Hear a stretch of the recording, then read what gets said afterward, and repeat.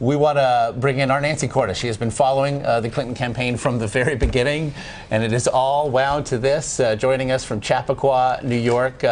Nancy, again, it was an awfully late night for the secretary. What did you make, especially of those final hours from Philadelphia onward?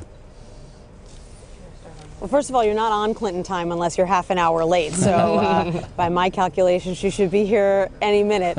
But it was, it was sort of the Clintons not wanting to leave anything on the table last night. It was very interesting to be on that final leg of the campaign. We arrived in North Carolina not quite knowing what to expect at this midnight rally in Raleigh, North Carolina. And they were raising the roof in there. Lady Gaga had already been performing by the time that the press corps and the Clintons walked into the auditorium at NC State. She had the crowd on its feet. They were going crazy.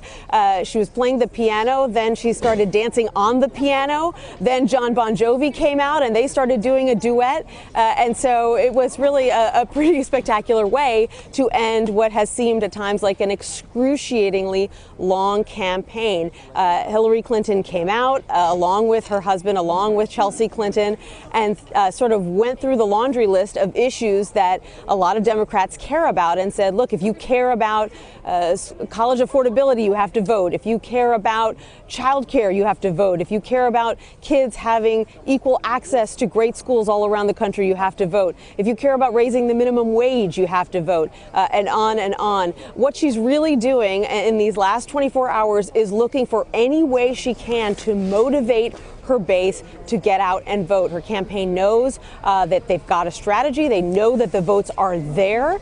As long as their supporters get to the polls, they think they'll win.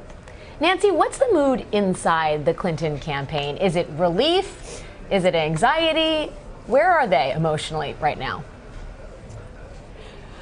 Alex, I'd say they're not cocky, but they are definitely confident. This is a team that has had a strategy in place now for almost 2 years. There's a lot of veterans of the Obama operation in 2008 and 2012, and you know what that means. It means that they're very data-driven.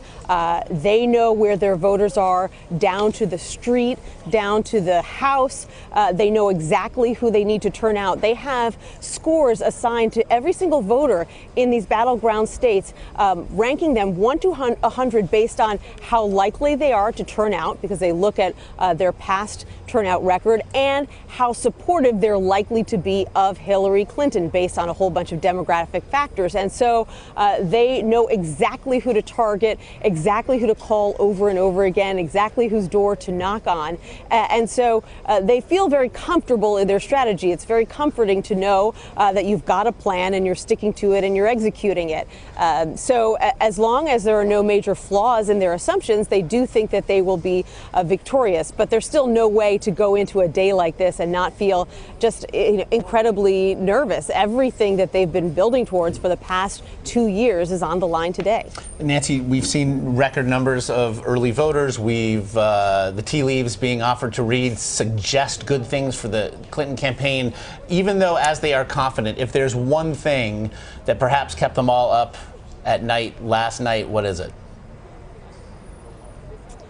North Carolina. I think that they really would like a victory in that state. It is a great firewall if you're trying to keep Donald Trump from getting to 270. They had Tim Kaine basically parked in the state all day long yesterday.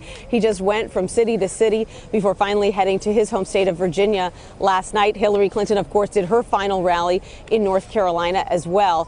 So they really think it's going to be incredibly close in that state. They think that a victory there is within their grasp, but everything has to go perfectly. They're much more confident, say, in Florida and in New Hampshire. Beyond that, you mentioned how well they did in early voting. I think another thing that makes them a little nervous is, well, what if the fact that so many Democrats voted early just means that, we were so good at getting them out then that there isn't some new pocket of voters that are going to show up on election day. It's just that we got everybody out early. And so they've got a lot of work to do today to make sure that the people who are most reliable when it comes to voting turnout today. Where the strategy was in early voting to target those low propensity voters, people who need a little bit of an extra push, people who need a few reminders and some extra motivation. The belief was if you can get those folks to the polls early, then you don't have to worry about them on election day, and you can focus on the people who you know are on your side. Nancy Cordes there in Chappaqua, where Hillary Clinton is expected at any moment to, at long last, cast her ballot. Nancy, we appreciate, of course, I'm sure we'll be checking back in with you as the day does unfold.